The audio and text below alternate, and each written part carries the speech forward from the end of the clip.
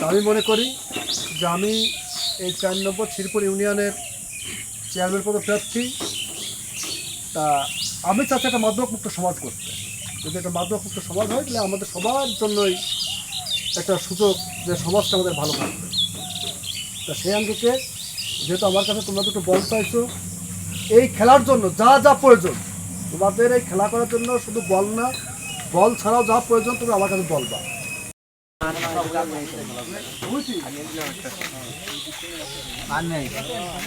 Cup লাগলে বাইর করো, সমস্যা কি? আমি কাপ লাগ ঘরে খালি বাইর করো। আর রকি বল রহমানুর রাহিম। আজকে এই কল্যাণপুর গ্রামে আমরা আসছি। এখানকার ছেলে পেলে আমাদের এই ছোটো ভাই ব্রাদার খেলাধুলোর জন্য আমার কাছে একটু আবদার করেছিল যে ভাই আমাদের দুটো বল কিনে দেন। তা যেহেতু আমাদের এখানে খেলার মাঠ নাই, আর সে শুনলাম যে খেলার মাঠ নাই, আসলে খেলার মাঠ তো খেলা যায় না। তারপরেও যেখানে যেটা সুযোগ আছে ছেলে পেলে খেলতেছে, খেলাধুলার মাধ্যমেই আমাদের যেহেতু এই সমাজে মাদকের ব্যাপক বিস্তার হয়ে গেছে, এই মাদক থেকে বাঁচার উপায় একমাত্র খেলাধুলা। আজকের এই ছোট ছোট এই ছেলেপেলে যদি খেলার সাথে জড়িত থাকে এরা মাদক থেকে দূরে থাকবে।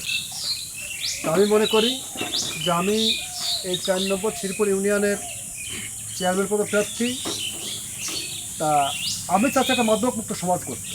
যদি একটা মাদকমুক্ত সমাজ হয় তাহলে আমাদের সবার জন্যই একটা সুযোগ যে সমাজটা আমাদের ভালো থাকবে। তা সেই আঙ্গিকে যেহেতু আমার কাছে তোমরা দুটো বল চাইছো, এই খেলার জন্য যা যা প্রয়োজন তোমাদের এই খেলা করার জন্য শুধু বল না, বল ছাড়াও যা প্রয়োজন তুমি আমার কাছে বলবা। অবশ্যই আমি সেগুলো তোমাদের কাছে দিব। এবং তোমরা যারা এই মাদক, তোমাদের যত ফ্রেন্ড সার্কেল ভাই ব্রাদার যারা মাদকে আছে, এই মাদক থেকে যেন সবাই দূরে থাকে। এটা আমাদের দেশের প্রধানমন্ত্রী তারেক রহমানের নির্দেশ, সমস্ত আমাদের মাগুরা এক আসনের এমপি মনোয়ার খানের নির্দেশ, জেলা বিএনপির সভাপতি আলী আহমেদের নির্দেশ। সবার কথায় একই কথা, মাদক রাখা যাবে না।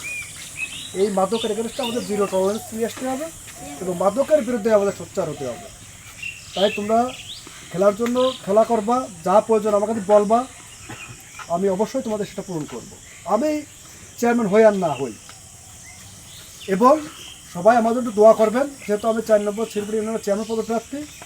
আল্লাহর জন্য আমার সহায় হোক, ইনশাল্লাহ দেখা হবে বিজয়ে। এই তবে